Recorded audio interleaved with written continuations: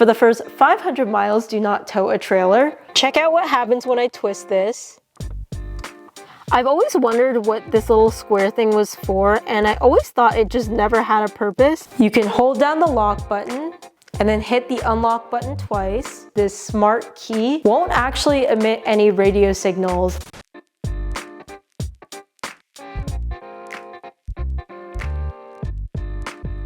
I think you're supposed to read the manual when you first buy your vehicle, or at least skim through it. Now, I don't know how many people actually do that. I mean, honestly, I never really did until today, which is 3.5 years since I first bought my Gen 3 Toyota Tacoma. Now, it's not that I've never touched this thing in all those years. I've obviously opened it up to reference whatever I've needed to, but today I read this whole thing, cover to cover, except for the parts that were in French. But seriously guys, I read through everything in this book, even through all the boring sections, like the whole chapter about how to fasten your seatbelt properly. And it took me a really long time because this specific Tacoma manual is 700 pages. I thought I was gonna be able to film this video earlier in the day, but it seriously took me all day to read this, and now it's past 10 p.m. So anyways, why did I read the manual cover to cover? Well, I was curious on the towing capacity of my Tacoma, so I thought the manual would have the most accurate information rather than turning to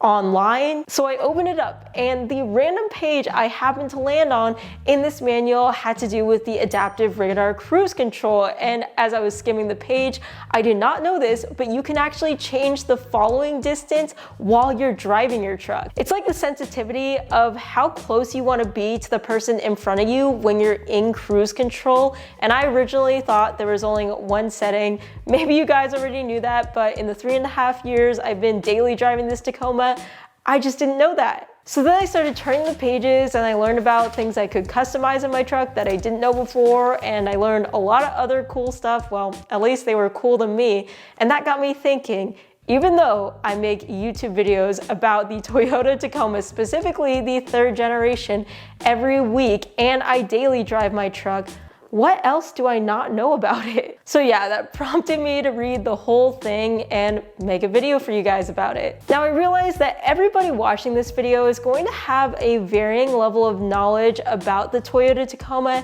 and its features, so I wouldn't be surprised if there's a good number of you guys who already know everything I'm going to talk about in today's video. Perhaps this information won't be that groundbreaking if you think you fall under that category, but I also know there's a good number of you guys who are first-time 3rd gen Tacoma owners who watch my videos and may not know some of this information. I do want to say though guys that I read my manual, which was the 2019 version, and I realized that we're basically in 2023 now. I know the 2023 Tacomas are already out. So yes, there might be a couple things in these newer Tacomas that I just don't know about because they weren't here in my manual, but I will say with 99% of the things with the 3rd generation Tacoma, from what I've seen from 2019 to current model years, Toyota has kept things really, really similar. In fact, I was in my friend's 2023 truck yesterday and it looked very, very similar to the interior of my 2019. So anyways, I just wanted to put that out there. But yeah, in today's video, we'll go through all the features I learned from reading this 700-page manual. And at the end, I'll talk about whether I recommend you do the same.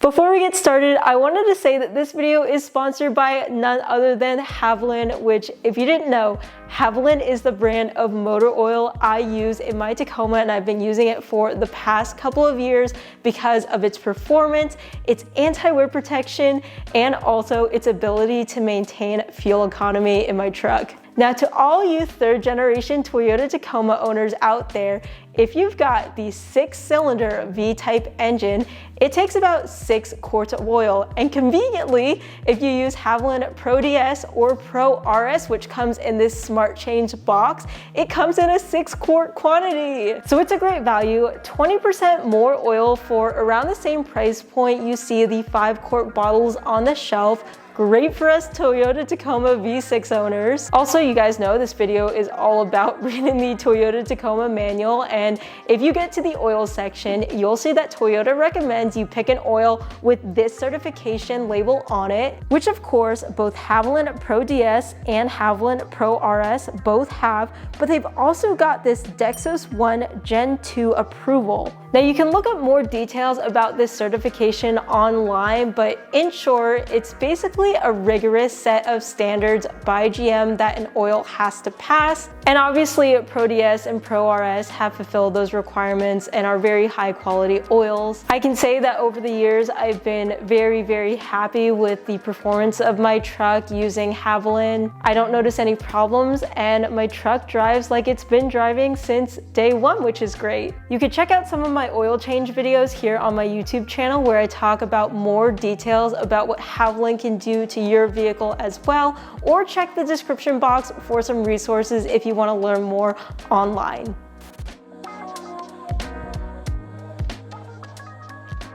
Okay, so what are some of the things I learned from reading the Tacoma manual? Well, I did tell you guys that the very first thing I learned by turning to this specific random page, page 264 in the 2019 manual, was that you can change your vehicle-to-vehicle distance while you're driving in the adaptive radar cruise control mode.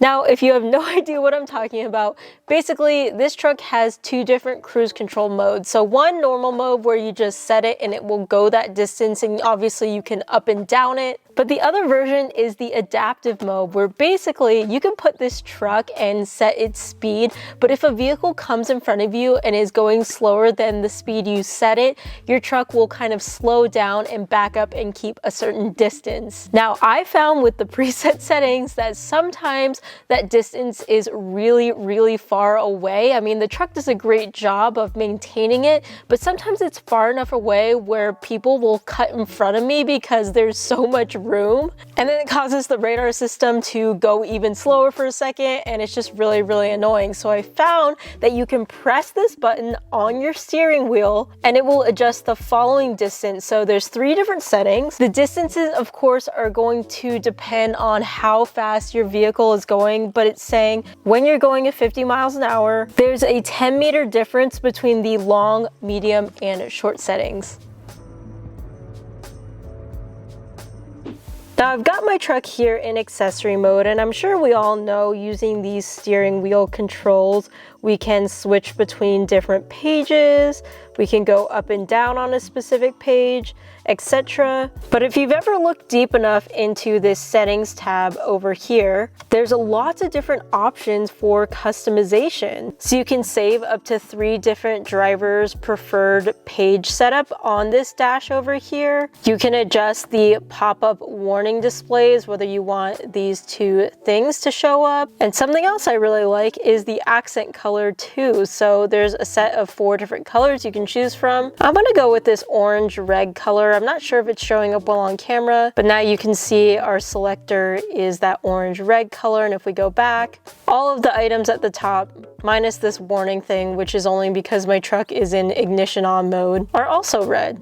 So that's a fun little feature. And then also, if you didn't know, this is a really cool feature, but I used to think this button right here was only for setting your trip odometer. But check out what happens when I twist this. It actually changes the brightness of the screen.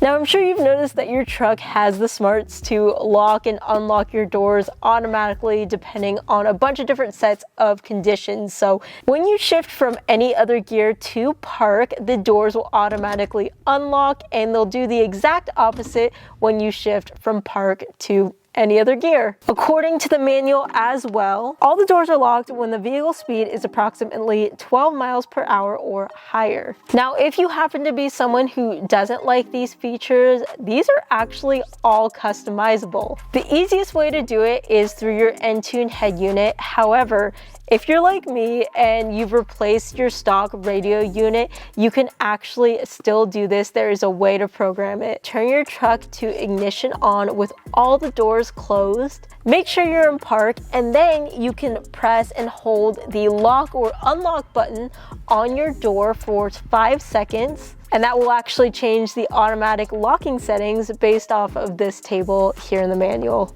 I will say, after reading this whole manual, there is a lot of things I didn't know that you could customize in these trucks. There's even a whole chapter about customization for things like this. For example, you can also change the volume of your parking sensors. So I believe it goes up to like a level 7 and the preset is a level 5. And of course, there's a lot of other settings as well. So I think this is pretty cool.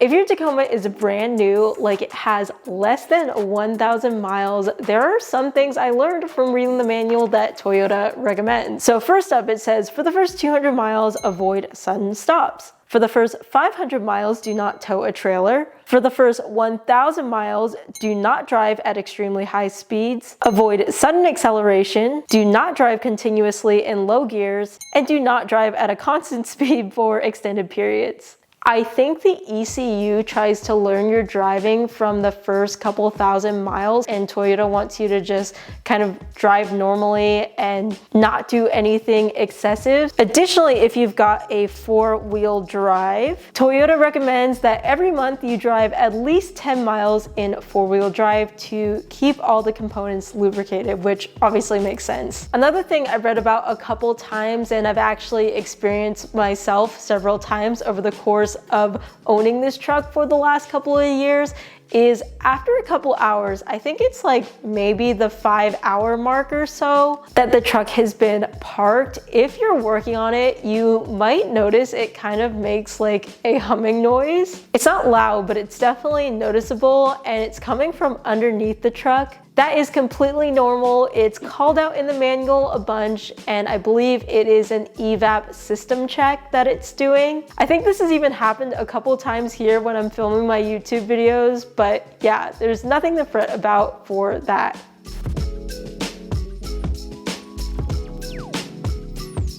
A small thing I really like about this truck, and I was kind of re-reminded in the manual when I read it again today, was when you lock your truck and walk away and then you come back and your key is nearby, the lights will automatically turn on the inside. And this is before you even open your door or press any buttons or anything. So I'll give you a quick demonstration, but you can kind of see through my window. I know there's a lot of glare from my garage lights, but the vanity lights are off, and I'll lock my truck. Then I'll walk away for a second, and I'll come back, and you can see the vanity lights turn on. So that's just a small nice thing I really like, especially when I'm at work and it's dark and I'm walking back to my truck. I love seeing the interior lights come on automatically. Also with your Tacoma key, now my key looks a little bit different because I have a modified one, but all the internals are the same to the OEM key. You can hold down the lock button and then hit the unlock button twice. And this actually turns your key fob off. So the RF of this smart key won't actually emit any radio signals. And a lot of people get worried about thieves copying keys. So instead of carrying around like a Faraday cage or an RF blocker, you can just do this. So you can see now that even though I've got my key and it's right next to my driver's side door, I can't open it because the RF is turned off on the smart key. Now, if you want to turn it back on, all you have to do is hit the unlock button, and obviously everything works as it previously did. This is specifically a really useful feature for me when I go surfing. I've been meaning to make a shorts video about what I do with my key when I go in the water, because obviously you can't take this in the water with you. And I'm not a huge fan of the lockbox situation, or basically putting this key in a lockbox that hangs somewhere outside of your truck. I actually recently had a friend do that, and we think that someone saw him lock it and cut the lockbox off, but he didn't turn off the RF in his key. So with the lockbox detached and with his key in it, the thieves were able to take the lockbox near the door, car, unlock the doors, and start the truck because it's got keyless start. So that really sucks, and it pains me to even think that there's people out here that steal trucks and will do stuff like that. But anyways, my solution to having my Tacoma stay as safe as possible, even though this isn't 100% foolproof, because honestly, I don't know if anything can be, is using this RF disable feature and then leaving this key fob in a hidden place in my truck. When I leave this in my truck, I use my manual key to lock the doors in my truck and lock the tailgate, of course. And then I surf with my manual key tied to me, and I have it under my wetsuit too. Never had an issue of losing it. And that's honestly the safest way I've found to surf if you've got keyless entry. If you have the 120 volt AC power outlet in the bed of your Tacoma, you may notice on this side panel button over here, there's two different wattages. There's 100 watts and 400 watts. It turns out that when your engine's on and you're only in park, your truck is totally happy with giving you 400 watts of power to power accessories like a fridge, for example. However, when you're actually driving, your truck will limit that to only 100 watts of power. Now, there's probably a good reason for that, but that's just what the manual says. That's how the operation is of this feature. However, I will say that if you're annoyed because you're powering, say, a fridge like I mentioned earlier, 100 watts may not be enough to power your fridge, so you might always need a continuous 400 watts. I do know that the company Guild Outfitters sells a harness to make this happen, so I'll have that link down below if that is a problem for you. But yeah, with this stock configuration, there are limitations that Toyota puts in place.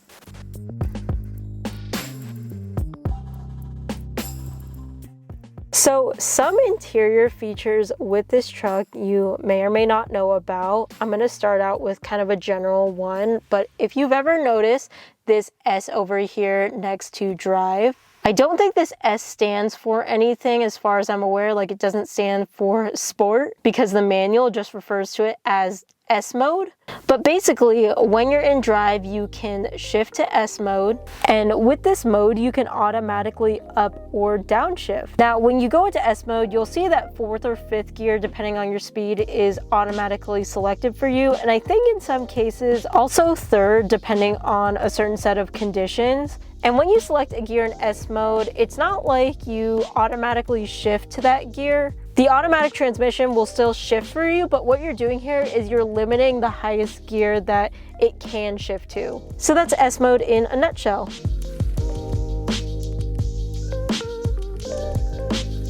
If you don't know what this button is, it's basically ECT power, or the electronically controlled transmission button. Pressing this button will allow the automatic transmission to shift at higher RPMs, which according to the manual, you can use this when you want high levels of response and feeling, such as when driving in mountainous regions or when pulling a trailer. By the way, check out my Miso Custom Stealth Shift Knob install if you want to see a cool way that I've activated ECT power. I just uploaded that video and it was a really cool modification, so check it out if you want to see more.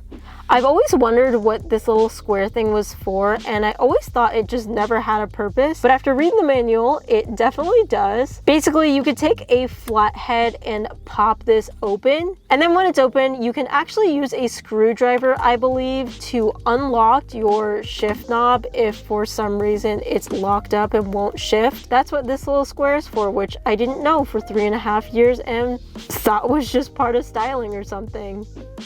Something I've wondered about the course of driving this truck, and has kind of been a mystery to me until now, I think, is this recirculated air button. Now, I don't know if anyone else experiences this, but I always notice that it will sometimes randomly not be set to whatever you had it set last, and you're like, wait, I thought I had it on, or I thought it was off, and then in the middle of driving it'll randomly turn on. Well, reading the manual caused this mystery to be solved as well, because it turns out when the outside temperature exceeds 75 degrees, in order to reduce the air conditioner power consumption, this thing automatically circulates to the recirculated air mode. So what I thought was a ghost for the longest time that was changing the setting on this randomly in the middle of me driving turns out just to be a feature.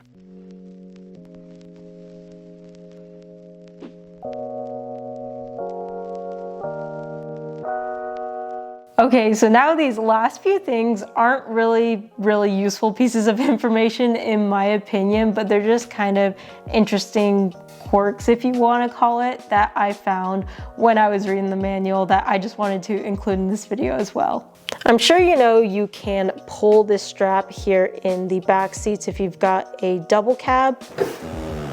That reveals some storage space, but did you know, and I didn't even realize these were here, even though obviously I use this storage space. There's these hooks right here, and the manual specifically calls out these hooks for grocery bags. So yep, this is where you can hang your grocery bags, I guess. Also, I'm not sure if I read this correctly, but if I did, the manual specifically calls out to not leave this window open when you're driving. I'm honestly not sure why, but this back power window can slide open and close, and I definitely control it while I'm driving. I mean, I think if it was a really serious problem, Toyota wouldn't have put it in there. Lastly, the manual makes a bunch of different mentions about when you have bottles that you're hauling around in your vehicle to make sure they're capped. Like, it says that in multiple places in the manual. I don't know if they ever encountered some lawsuit or situation where someone had an uncapped water bottle and it spilled and actually shorted electronics in the vehicle, and that's why they had to mention it in the manual. But it was so important that it's even over here on these rear cup holders, which is kind of funny. Cap bottles only, people. So those were some of the things I learned reading this 700-page manual cover to cover. Now, would I recommend every single Tacoma owner do this?